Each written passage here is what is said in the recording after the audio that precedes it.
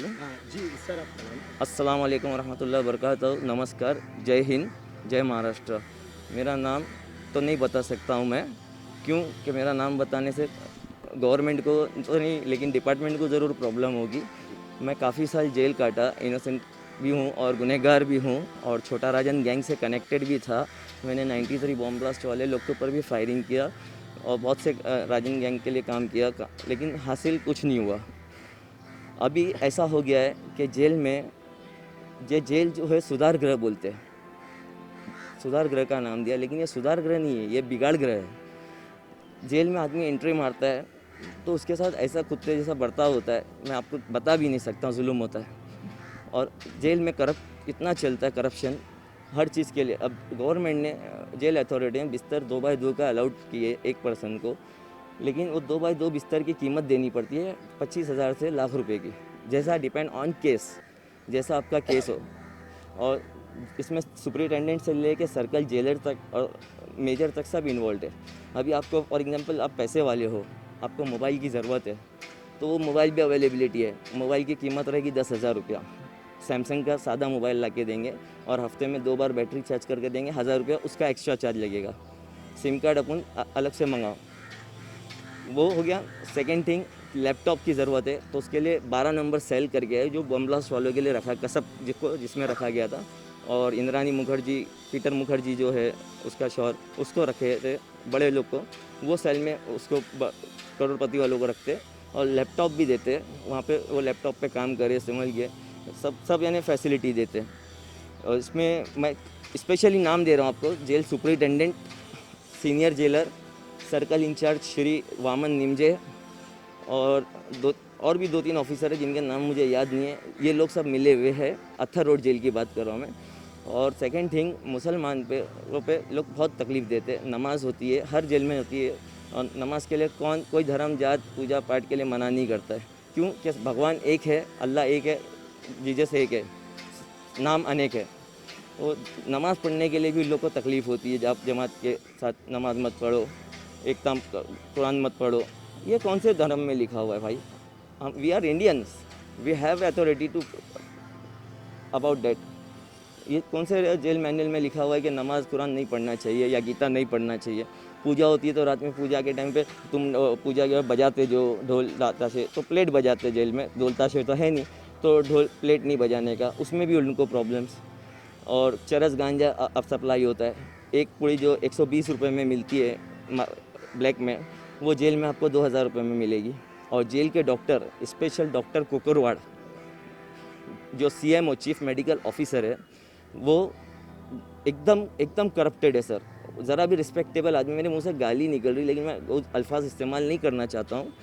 अगर आपको बीमार हो तो पैरासीटामॉल, कॉम्बीफ्लैम और एक एंटीबायोटिक, ये 3 गोली के अलावा चौथी गोली जेल में कोई देते नहीं है। हर बीमारी के लिए आदमी मर जावे तो भी ये 3 गोली मिलेगी, और इंजेक्शन में सिर्फ एविल का इंजेक्शन मिलेगा।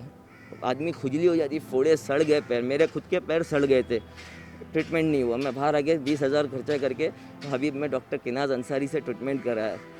मैं तो कितनी तकलीफ से दिन निकाला, मेरे को मैं बता नहीं सकता हूँ। ऐसा जेल में चल रहा है सर। जी। और ये बाहर की पब्लिक को कुछ मालूम नहीं। और गरीब इंसान जेल में जाता है तो सोने के लिए एक बीच में एक सुलाते, एक करवट पे आदमी कैसा सोएगा? एक के पीछे 300 पब्लिक एक बैरक में, जबकि वो बैरक की कैपेसिटी 50 पब्लिक की, और 300 पब्लिक सो रही है, कैसे सोएंगे इंसान? और रात में अगर पेशाब संडास के लिए उठे तो जगह गई, फिर वो रात भर बाथरूम में निकालो। और तो सर्कल, सर मैं आपसे ये सवाल करना चाहता हूँ, जिस तरीके से आपने आरोप लगाए हैं, तो ये आरोप है कितने हद तक आपको लगता है कि सही है, इसमें कितना? 110%। जी। सर आप क्या चाहते क्या हो? क्या सरकार से, महाराष्ट्र की मैं सरकार से कुछ स्पेशली आपकी मांग? हमारे श्री सीएम जो है ऑनेबल श्री उद्धव साहब Thackeray, we are most respectable of, they are most respectable person and very genuine CM, we respect him because इतने सीएम आए चले गए, उन्होंने कभी इतना अच्छा काम नहीं किए, जात पात नहीं किए, लेकिन ये जो है उद्धव साहब ठाकरे, मैं इनको अपने दिल से सैल्यूट करता हूँ and I am big fan of them. ये जात पात नहीं करते और ये सही बात करते, हक की बात करते। तो मैं इनसे रिक्वेस्ट करता हूँ कि इस चीज़ के लिए वो कुछ एक्शन ले। और सेकंड थिंग, मेरी ये एक और रिक्वेस्ट है लोकल पुलिस स्टेशन स्पेशली जे मार्ग, पाइदूनी, डोंगरी, MRA मार्ग और बहुत सारे जितने भी पुलिस स्टेशन है, एक नॉर्मल बच्चा फर्स्ट टाइम क्राइम किया हो, मोबाइल स्नैचिंग या चेन स्नैचिंग, अच्छे घर का बच्चा फर्स्ट टाइम कुछ भी कर दिया हो, पेट के लिए या कुछ भी पैसे के लिए, गर्लफ्रेंड को शॉपिंग के, तो उसको मारते इतना है, बेरहमी से मारते, इंट्रोगेट करते और बाद में फिर उसका फेक केस बनाते, एक के जगह पे 4 केस बना डालते और खुद के पास से रिकवरी डालते और ताबा बोलते हैं जिसको, एक पुलिस स्टेशन से दूसरे पुलिस स्टेशन, दूसरे पुलिस स्टेशन से तीसरे पुलिस स्टेशन, ऐसा पूरा बॉम्बे में घुमाते, यानी एक के जगह पे 15-16 केस बना डालते। तो आदमी नॉन क्रिमिनल भी क्रिमिनलिटी में आ जाता है। वो क्या सोचता है, अभी साला मैंने क्राइम नहीं किया, 3 साल ऐसे ही हो गए, तो इससे अच्छा बाहर निकल के क्राइम करूँगा, बोले गैंगस्टर बनूंगा, एक्सटॉर्शन करूँगा। तो गुंडे पुलिस पैदा करती है, गैंगस्टर पुलिस पैदा करती है, कोई शौक से गैंगस्टर नहीं बनता। मैं जो हूँ रेपुटेड फैमिली से हूँ, बहुत अच्छे बैकग्राउंड से हूँ और मैं बताऊँगा नहीं अपना सरनेम वगैरह, और मुझे डर भी नहीं लगता बताने, लेकिन मुझे बोला गया है कि मत बताइए तो बेटर रहेगा। मेरे फैमिली में कोई ऐसा नहीं, सिर्फ मैं ये लाइन में है और मुझे इसका जिम्मेदार जे मार्ग पुलिस स्टेशन का रिटायर्ड ACP निसार शेख साहब था। पहले सीनियर थे, बाद में रिटायर हो गए, ACP बन गए, फिर रिटायर हो गए। निसार शेख ने मुझे ये लाइन में मुझे करवाया, गैंग में एंट्री, जुल्म, सितम। निसार शेख ने ऐसा क्या किया आपके साथ में जिससे कि आप इस रास्ते पर आ गए? निसार शेख ने इतना मेरे को क्रिएट करता था प्रॉब्लम। मेरे छोटे से केस थे, छोटे मोटे केस के थे, तो बार बार परेशान करे हुए, उठावे, 151 करे हुए, ये करे हुए, तकलीफ देवे और फेक केस बनाने की धमकी देवे। अभी भी मुझे जे मार्ग पुलिस स्टेशन से धमकियाँ आती है कि फेक केस बनाएंगे, और भी पुलिस स्टेशन से धमकियाँ। मतलब बनाओ आप, नो प्रॉब्लम, मतलब ऊपर वाला बहुत बड़ा है, मतलब तुम एक केस बनाओगे नो प्रॉब्लम, बाहर तो आऊँगा ना, बाद में फिर देख लेंगे। अब क्या कर सकते हैं सर, हम मजबूर है। तो ये मैंने DCP क्राइम को भी मेल भेजा था कि सर ऐसा ऐसा हो रहा है सिस्टम में, ऐसा कीजिए, लेकिन ऐसा कुछ भी रिप्लाई वहाँ से भी नहीं आया। अगर मतलब आपसे जानना चाहूँ, आप मीडिया को इंटरव्यू दे रहे हैं, या श्योर, आपने इससे पहले सरकार के किसी विभाग के अधिकारी या पुलिस के किसी अधिकारी को इस चीज़ की जानकारी दी है? DCP क्राइम को भी मैंने मेल भेजा था जी। और अभी फॉर एग्जांपल भिंडी बाज़ार जंक्शन पे जी। गर्दुल्ले लोग है और गलत गांजा ड्रग्स वगैरह स्मगलिंग होता है, जी। तो हम कंट्रोल घुमाते हैं हम 100, जी। तो जल्दी आता नहीं है कंट्रोल, जी। और आता भी है तो लोग के जाने के बाद आते हैं और फिर थोड़ा घूमेंगे फिरेंगे चले जाएंगे। जी सर, मैं आपसे अगर सवाल करना चाहूँ, आपका जो भी बैकग्राउंड था, मगर इस समय की अगर मैं बात करना चाहूँ, आप क्या चाहते हो कि मुंबई महाराष्ट्र अपराध मुक्त हो? बेशक, जी। We are proud to be Indian and second thing we are proud to be a Maharashtrian, क्योंकि हम उद्धव साहब ठाकरे साहब की सरकार है और हम बहुत खुश हैं इस शिवसेना से कि हमें इतनी अच्छी सरकार मिली। अब तक ये BJP थी, देवेंद्र फडणवीस, क्या किया हमारे लिए?